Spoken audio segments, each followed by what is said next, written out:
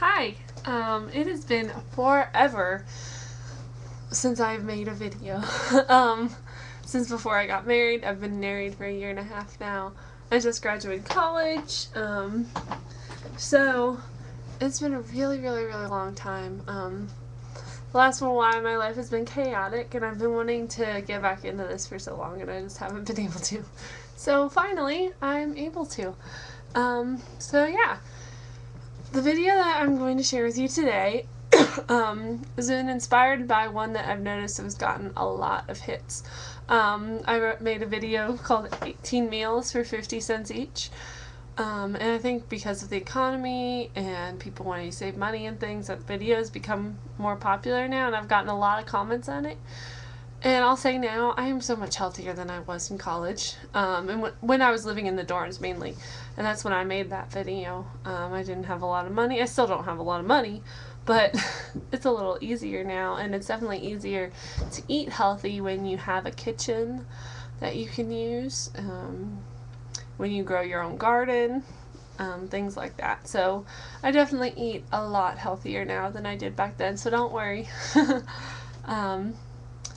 So yeah, I'm going to share with you some ways that you can save on heating costs in your house. We recently moved out of a trailer, which if you've ever lived in a trailer, you know that insulation, there's not a lot of it. And even in our house now, it's a little bit of an older house. So it tends to be a little bit drafty. So I'm going to share with you some ways that we've saved money. In the ways that just, I think, make it a little easier in the winter. Okay. First off is oven. And most people do this one. This one's kind of a no-brainer. If you have an oven and you're cooking something in the oven, when you're done, leave the door open. All the heat comes out. My family's always done that since I was a kid, but now I try to find excuses to bake more things. Especially on a cold day, I'll make muffins in the morning or something like that and get a little bit of heat from the oven afterwards. Let's see, what else? Caulk. A tube of caulk costs a couple bucks. If you have a caulk gun, you can reuse it. There are lots of little tiny cracks in your windows, doors.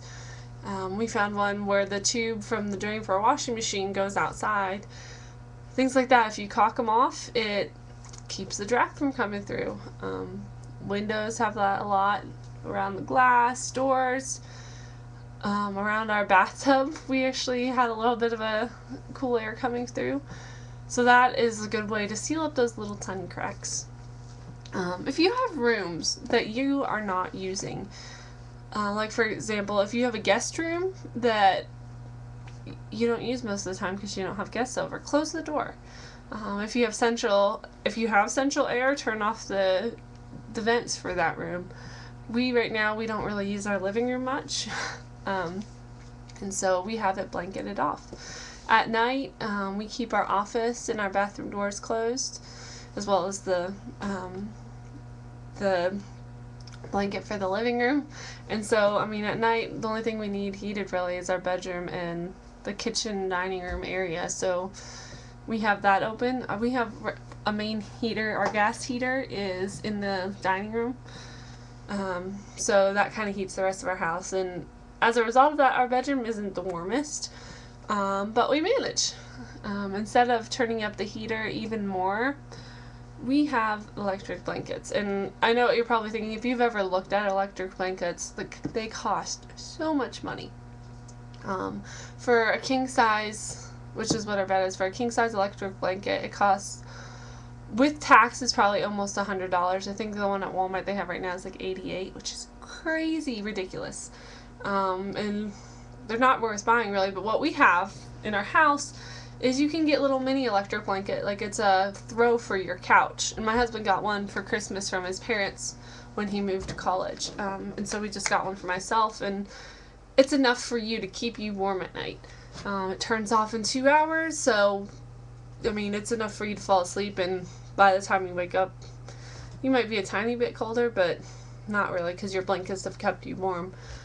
So it's a great way to be able to knock the heat down a little bit. Our heat's down about in our bedroom is usually like 60 at night, which sounds low to most people, but you just you kind of get used to your heat being a little bit lower, which sounds silly. Usually in the day in here it's around 65, sometimes up to 70. It just depends on the time of day. A really easy, during the day, as much as I love walking around the house in just shorts and a tank top, in the wintertime that's not really feasible. So you wear a hoodie, wear 2 shirts, make sure you're wearing socks or slippers. It's not like you're putting on your winter coat or anything, but even doing this makes you be able to stand the heat a little bit lower. So it's a good way to stay warm. What else?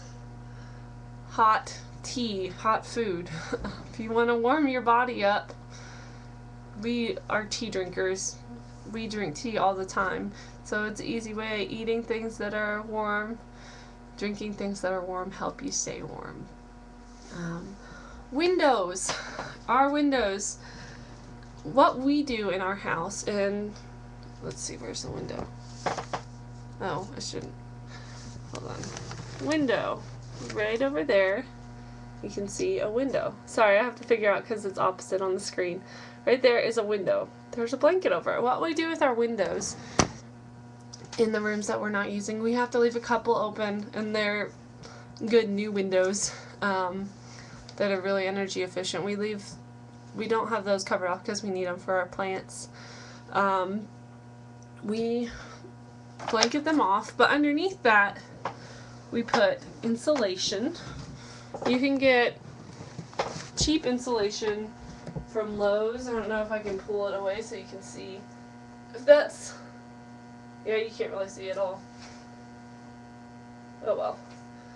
You can get rolls of recycled insulation. They're a little more. Or you can get just a roll of insulation from Lowe's or Home Depot or another home improvement store. So we put insulation in our windows. Then, covered up, we use one of these. It's a Duck brand window kit. One of the most amazing things in the world. Many people put plastic over their windows. And one of these little kits, I think it costs like $5 or $6. And this is enough for your whole house. Seriously, they put a lot of plastic in here. It says 10 windows, 10 3x5 foot windows, which is a really big window.